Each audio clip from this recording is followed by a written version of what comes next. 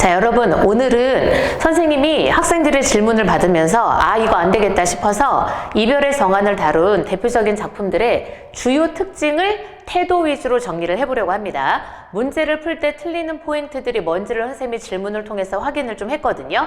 그걸 바탕으로 해서 빠르게 어떤 포인트들이 중요한지 실제 문제에서는 정리해 보도록 할게요. 자, 우리 우선 잘 봐요. 자, 이별을 정안하면 대표적인 첫 번째 시가 있죠. 바로 뭐가 있습니까? 진달래꽃이죠. 자, 그래서 이번 수업은 진달래꽃이라는 시를 안다는 전제하에 태도와 정서와 표현상의 특징을 위주로 정리하는 거니까 그 이전에 지금 다른 걸 공부를 하고 와서 봐야 되는 사람들은 꼭 봐주기를 바래요. 자, 그럼 우선 진달래꽃 가장 첫 번째 포인트가 있죠. 자, 이별의 정안을 다루는 시를 읽을 때는 우선 첫 번째 이별을 받아들이느냐 수용하느냐 이게 중요합니다. 첫 번째 진달래꽃은 이별을 수용하죠. 그리고 이별을 수용하는 이 여성화자를 어떤 여성화자라고 하냐면 전통적이고 소극적인 여성화자라고 합니다. 이미 떠난다고 하니까 나보기가 역겨워 가실 때는 그냥 보내준다 그러잖아요. 그래서 이런 여성화자의 특징이 보통 전통적이고요. 소극적이죠. 그러니까 이별을 거부하는 화자는 적극적, 그리고 이별을 수용하는 화자는 소극적. 그런데 선생님이 늘 문제 풀 때 이 얘기를 하죠. 우리 국어는 어떻다? 아다르고 어다른 거다. 그래서 여기에서 이 소극적이라는 말의 의미를 또 오해하면 안 되고요. 여기서 소극적이라는 건 이별을 수용한다는 면에서 소극적입니다.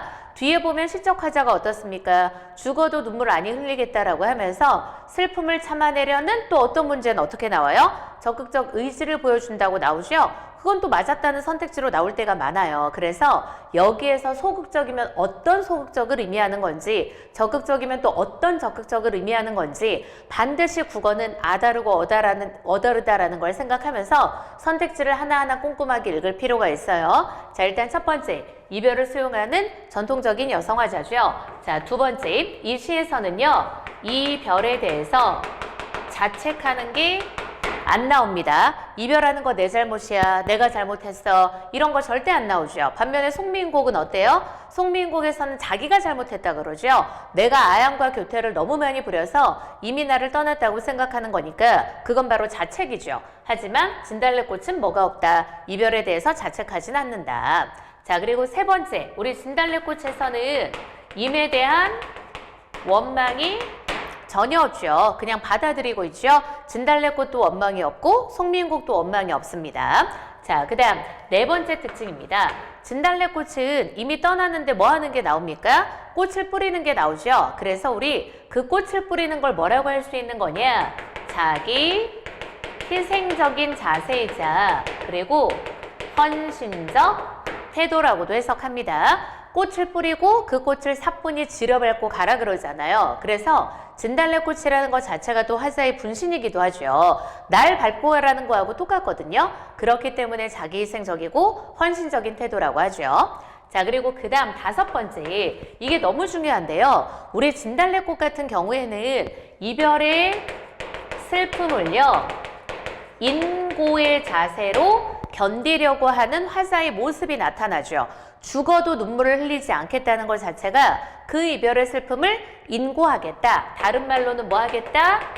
인내하겠다라고 하죠. 그리고 문제에서 어떤 표현도 나옵니까? 자신의 슬픔을 인고의 사세로 승화시키려고 한다라는 것도 당연히 맞는 말이죠. 그리고 또 문제 풀 때 이런 말도 나오죠. 슬픔을 참아내려는 의지가 나타난다. 당연히 맞는 거죠.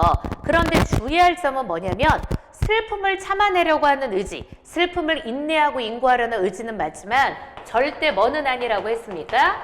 현실 극복의 의지라고 하면 안 된다 그랬죠. 국어는 뭐다? 아다르고 어다르다. 알겠죠? 그냥 의지라고 했을 때도 그 의지라는 단어만 놓고 문제를 풀 것이 아니라 어떤 의지인 건지 확인을 꼭 해줘야 되는 거죠. 됐죠? 자, 그리고 먼저 시험 본 친구들이 있는데 이 문제를 상당히 많이 틀렸더라고요.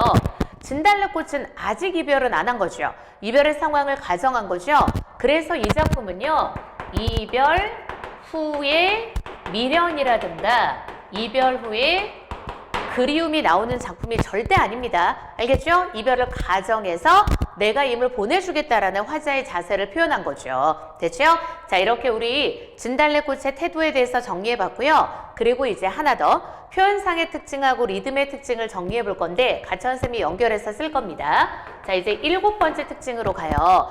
이게 시험 문제에 정말 많이 나오는데 학생들이 이해를 못 하더라고요. 자, 우리 진달래꽃은 3음보 율격인데 그 3음보를 재미없게 모든 행을 동일하게 3음보로 처리하지 않았어요. 어떻게 처리하냐면 나보기가 역겨워 가실 때는 말없이 보이 보내 드리우리다. 이렇게 써있죠. 그래서 어떻게 되냐면 나보기가 역겨워 가실 때에는 말없이 고이 보내드리우리다. 이렇게 돼 있죠. 그럼 딱 봐요. 1행은 몇 음보? 2음보. 그리고 2행은 1음보. 3행은 3음보. 그래서 위에 1, 2행이 합쳐져서 이렇게 3음보잖아요. 그냥 3음보를 똑같이 3음보, 3음보, 3음보 이렇게 모든 행을 구성하면 좀 재미가 없을 텐데 이걸 이렇게 변화를 준 거죠. 그래서 이걸 선택지에서 뭐라고 한다고 했어요? 행의 길이에 변화를 주었다. 그리고 호흡의 속도를 조절하고 있다. 그러면서 리듬에 변화를 준다. 다 맞는 말인 거죠. 너무 중요한 겁니다. 행의 길이에 변화를 주어서 호흡의 속도를 조절하고 리듬의 변화를 주고 있다. 1행은 2음보, 2행은 1음보, 3행은 3음보 모든 연이 다 이렇게 구성이 돼 있어요. 그래서 이런 리듬의 변화를 꾀하고 있다는 거 너무 중요한 특징이죠. 그죠? 자, 그리고 이제 8번째로 갑니다. 우리 진달래꽃에서는 뭐하고 뭐가 둘 다 나와요? 반어법 나오죠? 그리고 그 다음에 역설법 나오죠. 그치? 자, 우리 근데 이게 사실 요즘 선택지의 특징은 그렇죠. 반어법이다, 역설법이다 이런 단어가 나오기도 하지만 이걸 풀어서 쓰잖아요. 그래서 명확하게 지금 이 문학 용어를 짚고 갈 필요가 있어요. 우리 반어법이라는 것은 다른 말로 뭐라고 해야 되는 거냐? 표면적 진술과 이면적 진술이 서로 모순되는 표현법이다. 즉 겉으로 말하는 것과 속에 있는 뜻이 서로 반대되는 거죠. 그래서 서로 모순되는 거라고 해도 되고 서로 반대되는 거라고 해도 돼요. 나보기가 역겨워 가실 때에는 죽어도 눈물을 흘리지 않겠다고 하지만 속으로는 펑펑 울고 있는 거죠. 그게 바로 반어법이지. 그죠? 자, 그리고 그 다음 역설법의 정의는요. 뭐냐면요. 얘는 잘 봐요.